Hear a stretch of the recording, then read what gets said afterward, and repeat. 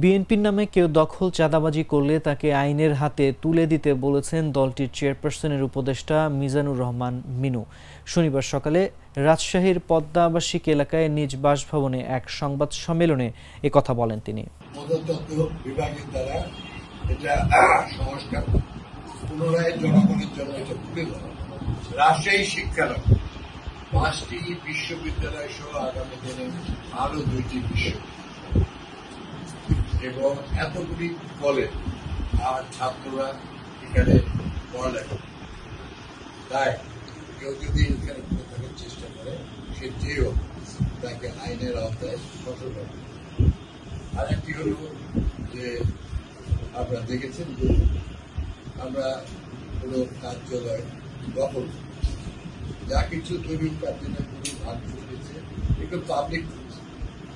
কারণ যখন হাসিনা পালাই যাচ্ছে তখনও রাজশাহীর আওয়ামী লীগের নেতারা আওয়ামী লীগ অফিসে বসে পুলিশকে আর সন্ত্রাসীদেরকে গুলি করার হুকুম দিচ্ছে। এগুলো আপনারা দেখেছেন যে ফটো কারা কারা গুলি করছে কিনা, যে যারা বাধা করবে সেটার প্রমাণ।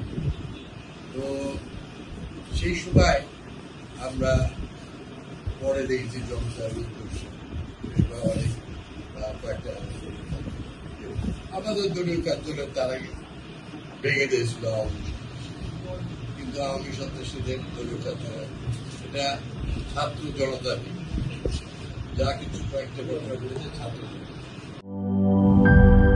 লাল সবুজের দেশে নতুন রঙের বেশে ঘরে বাহিরে সাজানো বলকে রেইনবো রেইনবো রেইনবো পেইন্টস রে সাশ্রয়ী দামে দেয়াল রাঙায় রেইনবো সবার রং সবার ঘরে ঘরে Rainbow Rainbow Paints, the color of joy.